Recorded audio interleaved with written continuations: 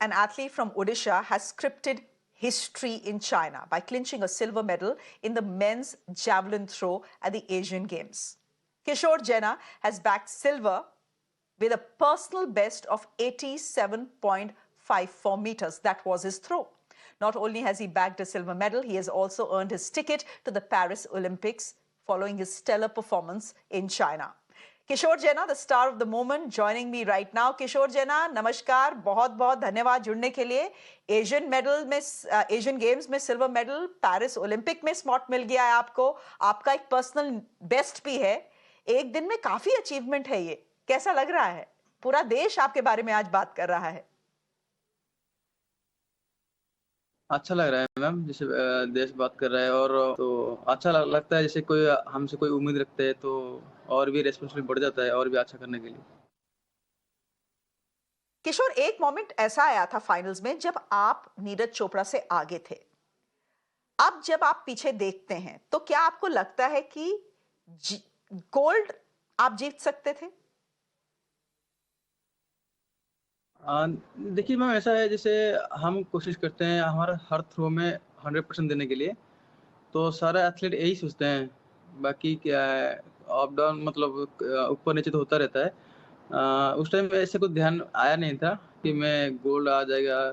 कि मेरा भी यही था, मैं पर्सनल बेस्ट करूँ और भी मतलब पहले एक अच्छा थोड़ा 86 मीटर लगा तो मेरा मन था और भी आगे लगाएं. तो ऐसा मन में कुछ था नहीं जैसे मैं गोल्ड आ जाए ऐसा कुछ. किशोर, आपको और नीरज को हम लोगों ने ग्राउंड पे साथ देखा. आप दोनों कंपेटिटर्स हैं, लेकिन दोनों एक दूसरे को हग कर रहे हैं. दोनों इंडिया फ्लैग के साथ दोनों साथ साथ खड़े हैं, पोज कर रहे हैं. आप कंपेटिटर्स तो हैं, लेकिन क्या आप दोस्त भी हैं फील्ड के बाहर? नहीं, मैं जैसे वो तो ग्राउंड में कॉम्पिटिटर हैं. बाकी तो मैं उनको भाई ही बोलता हूँ, दोस्त तो नहीं, भाई ही बोलते हैं. You have qualified for the Paris Olympics after your silver medal. Do you think you can beat Neeraj and win a gold in Paris? नहीं, जैसे मैम वो तो दिन का ऊपर है क्योंकि हम यही कोशिश करते हैं कि हम अपना बेस्ट दें और आगे ही रहें. सारे एथलीट यही सोचते हैं और हम भी वही सोचते हैं. बाकी उस दिन का ऊपर है जैसे हुआ. किशोर, एक खिलाड़ी का जीवन जो है काफी संघर्ष भरा रहता है. हम लोग आप लोगों के मेडल्स तो देखते हैं, सिल्वर देखते हैं, गोल्ड देखते हैं, लेकिन पीछे की मेहनत और बलिदान नहीं देखते. एक इंटरव्यू में आपने बोला है कि आप 3 साल से घर नहीं गए हैं. क्या ये सही है? जैसे मेरा 2.5 साल के आसपास हो गया, मैं गया नहीं घर. ऐसा होता है मैम, जैसे हम बीच में छोड़ देते हैं, 10-15 दिन में छोड़ देते हैं ना, तो फिर उसको शुरू से शुरू करना पड़ता है वर्कआउट सारा. तो वो चीज़ थोड़ा दिक्कत हो जाता है. बीच में मेरा पासपोर्ट का कुछ इश्यू था तो मैं चला गया था 10 दिन के लिए. तो मैं जब फिर गया नेशनल कैंप आया तो ऐसे फिर शुरू से शुरू करना पड़ा मेरे को और उसको रिकवरी करने के लिए मेरे को शायद 1.5-2 महीने लग गया 10 दिन के लिए. तो अभी बीच के छोड़ के जा नहीं पाते हैं. तो अभी बस इस सीजन तक खत्म हो गया, फिर जाएंगे घर थोड़ा और घूम के आ जाएंगे.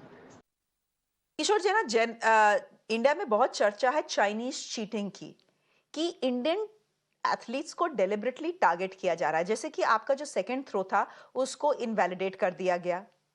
फिर नीरज का जो पहला थ्रो था वो रिकॉर्ड ही नहीं हुआ. अन्नू रानी के साथ भी कुछ हुआ. आपको क्या लगता है, ये चाइनीज की तरफ से गलतियां थी या बदमाशी थी, डेलिबरेट बदमाशी थी? नहीं मैम, ऐसे तो कुछ हो सकता है, उनका कुछ इश्यू हो सकता है और इलेक्ट्रॉनिक का चीज़ है, लेकिन इतना बड़ा कंपटीशन है, ऐसा होना नहीं चाहिए. फिर भी होता है तो वो तो इंडिया गवर्नमेंट हमारा वो देख ही लेगी.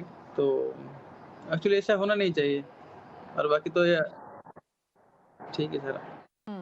चलिए किशोर जी, ना जो हुआ वो हुआ. Fact is that India ruled the javelin world in China. Neeraj Chopra got the gold and you got the silver. So many congratulations to you and your family. Thank you very much.